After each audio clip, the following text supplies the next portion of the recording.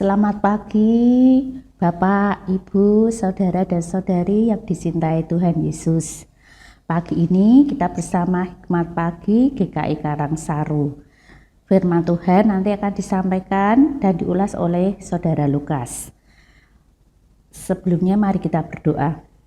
Bapa yang berada di dalam kerajaan surga, terima kasih. Pagi ini kami sudah menerima rezeki yang luar biasa dengan membuka mata, bernapas dengan bebas. Kami boleh mengucap syukur atas semua yang sudah Tuhan berikan ini. Dan kami akan menjalani hari ini dengan memohon pimpinan dan kekuatan dari Tuhan. Tolong kami, bantu kami untuk mengerti firman-Mu hari ini. Di dalam nama Tuhan Yesus kami sudah berdoa. Amin.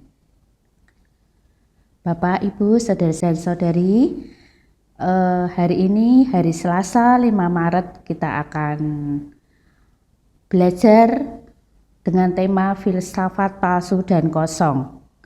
Firman Tuhan diambil dari Kolose 2 ayat 6 sampai 10 dan bacaan kita akan kita baca dari Kolose 2 ayat 7 dan 8. Demikian bunyinya.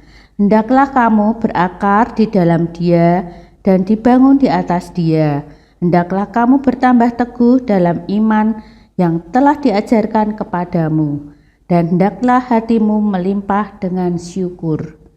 Hati-hatilah supaya jangan ada yang menawan kamu dengan filsafatnya yang kosong dan palsu, menurut ajaran turun-temurun dan roh-roh dunia, tetapi tidak menurut Kristus. Demikian firman Tuhan. Syukur kepada Allah. Selamat pagi, Bapak Ibu Saudara sekalian. Apa yang saudara bayangkan dan pahami ketika mendengar kata filsafat? Barangkali tidak sedikit orang yang memberi tanggapan misalnya seperti ini. Filsafat itu sulit dan rumit, atau filsafat itu membuat pusing kepala. Bahkan ada yang berkata, filsafat itu sesat. Jangan belajar filsafat, nanti kamu tidak percaya Tuhan loh. Masih ada banyak lagi pendapat seputar filsafat yang mungkin pernah kita dengar atau kita pikirkan. Lalu, apa sih sebenarnya filsafat itu? Filsafat berasal dari dua kata Yunani, yaitu philos dan sophia. Philos berarti cinta atau kecintaan, sedangkan sophia berarti kebijaksanaan atau pengetahuan. Jadi secara harfiah, filsafat berarti kecintaan terhadap kebijaksanaan atau kecintaan terhadap pengetahuan.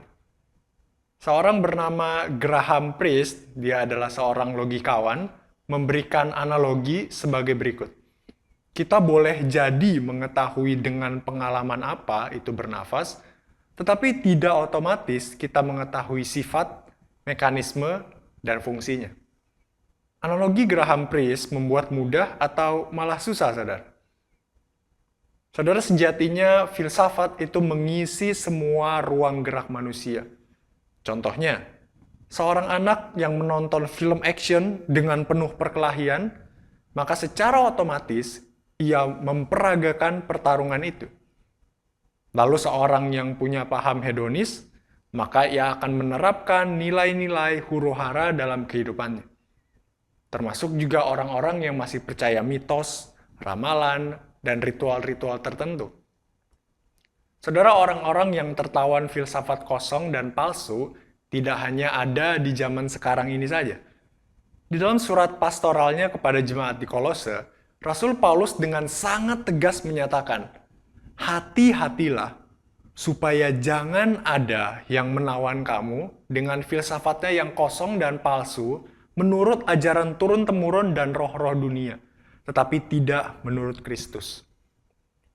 Saudara, Paulus menasihati agar orang-orang yang telah percaya kepada Kristus tetap berada di dalam Dia, berakar di dalam Dia, dibangun di atas Dia, bertambah teguh di dalam iman, dan hatinya juga melimpah dengan syukur. Di tengah segala godaan dan pertarungan kehidupan, seringkali mungkin tidak mudah untuk tetap menggunakan akal sehat serta pikiran yang jernih. Namun, orang-orang Kristen dipanggil untuk mawas diri, untuk berhati-hati, agar kita tidak larut di dalam filsafat-filsafat kosong yang dapat menjauhkan diri kita dari kebenaran Kristus. Dalam hempasan angin pencobaan, pegangan kokoh pada Kristus Yesus adalah jawabannya. Jadi saudara, filsafat palsu memang bertebaran, tapi iman sejati dalam Kristus Yesus harus menjadi patokan. Kiranya Tuhan menolong kita. Amin. Mari kita berdoa. Ya Tuhan, terima kasih firman-Mu hari ini mengingatkan kami melalui Rasul Paulus bahwa kami harus berhati-hati terhadap berbagai filsafat kosong, terutama filsafat yang menjauhkan kami dari Tuhan. Tuhan tolong kami ya Bapa agar hidup kami terus berpegang teguh di dalam Kristus Yesus dalam kebenaran firman-Mu. Sehingga hidup kami tidaklah berdasarkan filsafat yang kosong, tapi juga berdasarkan kebenaran firman dan kehendak-Mu. Dalam nama Tuhan Yesus kami berdoa. Amin. Saudara, selamat pagi, selamat menjalani aktivitas panjang hari ini dalam anugerah Tuhan, dan kiranya Tuhan Yesus memberkati kita.